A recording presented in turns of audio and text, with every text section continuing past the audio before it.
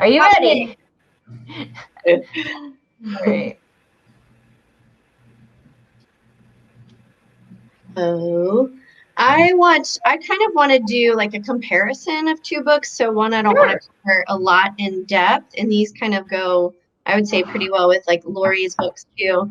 But the first one that I want to just cover briefly is The Green Pharmacy. And I think that's a great one to cover. First off, it's an older book, so it's pretty easy to get used for a very affordable price. If you're just looking for an easy to access book.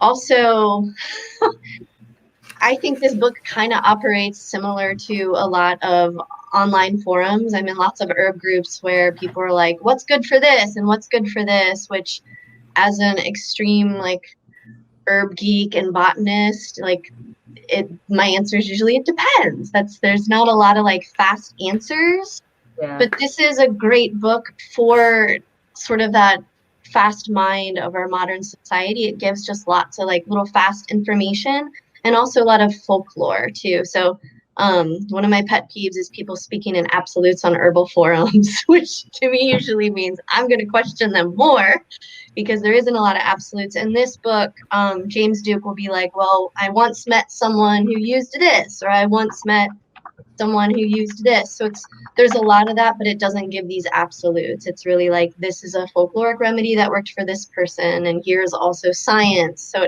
it gives a little bit of all of that. Also, this is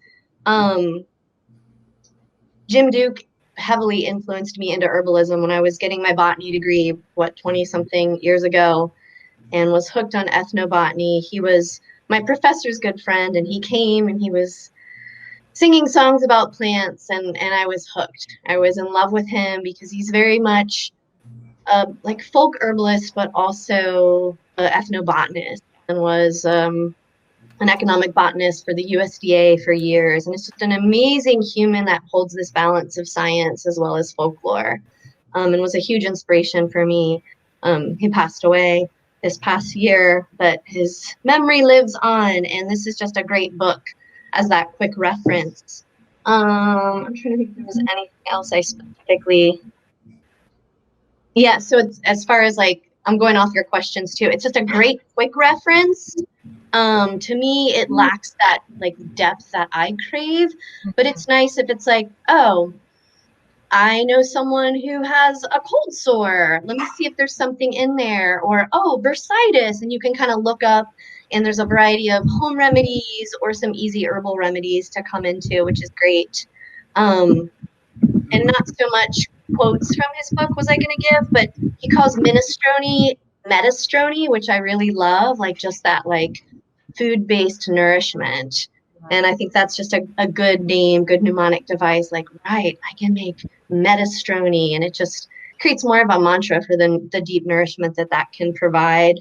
So I just think it's a good book to keep on everyone's shelf as a quick reference, and as just some like folklore as well.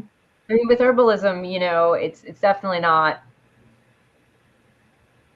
Nothing about it is like one size fits all.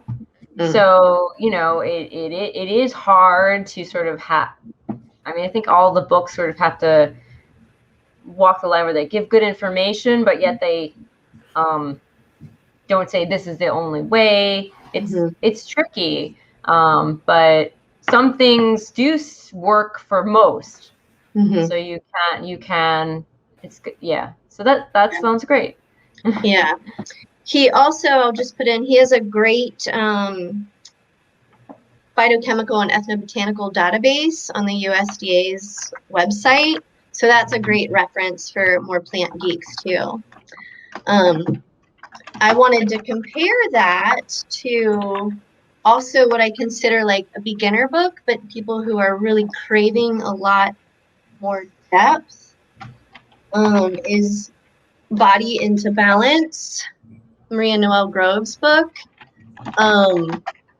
This book, I mean, this book, I was thinking like pros and cons. Like, I love this book. I can't really find many things that I don't like about it. First of all, it just has just beautiful images. both photos and drawings. So it has this like gorgeous like coffee table beauty to it, yet it's also so informative. It covers and she's a clinical herbalist, a registered herbalist with the American Herb Guild, and it's just very much a very technical herbalist, but this is a very accessible book. It goes through all the anatomical sections and physiology aspects, so you get a little bit of that connection, which is really important with herbalism. It's not this herb is good for this, it's how does that work in the system. So it gives sections on that, as well as small materia medicas for different plants. You can connect with them in that way, and also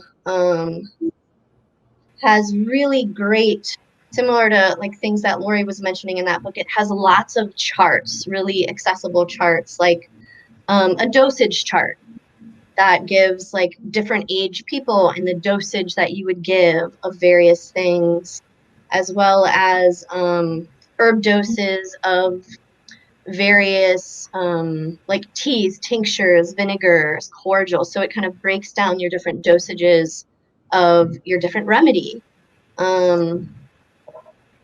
Had another great, and there's so many great charts.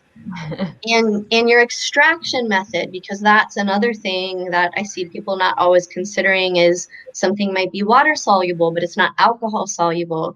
So she gives breakdowns of sort of your solubility aspects and the pros and cons of those different formulas, why you might use them. So those are all really helpful and really takes it the next level to learning to be an herbalist without it being overwhelming. It's still very much like layman's terms, but someone who's really diving into their curiosity aspect of herbalism. So would you say, sorry, would you say that the Green Pharmacy book is more like brain, cerebral, hit your brain, and this one more hits your, I don't know, body? It has body in the title now. No, I would say the Green Pharmacy it's like very much a quick reference. Like it. Okay. Yeah, like you can mostly, it does have sort of some materia medica aspects, but mostly it's like if you've got an ailment you're curious about, it's a great one to be like, okay, like I just opened to scabies. If you're like, oh, what are some options for scabies? And then you could look it up and it'll give both herbal remedies as well as various science. You might get some little factoids. But not nearly as technical, even though Jim Duke has a lot of that background. It's very, very quick reference. So I would say just quick reference, that sort of internet mind, whereas Maria's book is very much more, I would say more cerebral, but very accessible. Okay. It's really in digestible chunks, which I love. Let me think what else I wanted to say about her book. Yeah, it's just way more in depth. I kind of think of it as almost like it's a little bit more of like herb school concentrated into a book a little bit. She also there's recipes throughout the book according to the body system, but then in the back she just goes through like herbal vinegar, herbal cordial. So instead of it being here's a set recipe, it just kind of gives your basic foundation. Like, this is what you do for a vinegar. This is what you do for a tincture. So it just gives a variety of, I find to be very accessible options to dive into. And let's see. And it could be really, I mean, I think that one of the reasons why we all find books so valuable, one is that we can't hold all the information in our brains. But the other one is that because everyone's not always so close to an actual herbalist to be a teacher. Mm-hmm. So you just said that like it's a good, like this book is like almost like a good teacher. Mm-hmm. So if you didn't have access to that, mm-hmm. Yeah, it's a good teacher. It's also access to some of the herbalists we've lost who really were the pioneers of bringing herbalism back in a lot of ways. There's more and more like really young herbalists popping up Yet I'm really respect those elders that came and had that earlier knowledge and didn't have like a lot of the quick internet access. And I just love that additional connection with the plants, but trying as best I can to court as many of those and have as much of a connection to that greater plant and herb community as possible. And the path that the way that they've paved it to be easier, where now there's herb schools and podcasts and book interviews all over, and that just wasn't an option before. But I'm really grateful for their work that they've done. So that too. Yeah, it's still very important. I mean, I know when I was trying to learn, there wasn't all this either. I think classes were just starting to go online, but it was like the herb schools were all very small and very local to the area. So, I mean, I was lucky to live here where like we have several in one area, but I think a lot of people were having to like move to go to school or to, so yeah. Now I mean, I like that the fact that there's a lot of online content. And even though I feel like, but at some point people still do need to get hands-on with the herbs, but it's definitely more accessible. There's more people chatting, and us included. Mm-hmm. So, yeah, cool.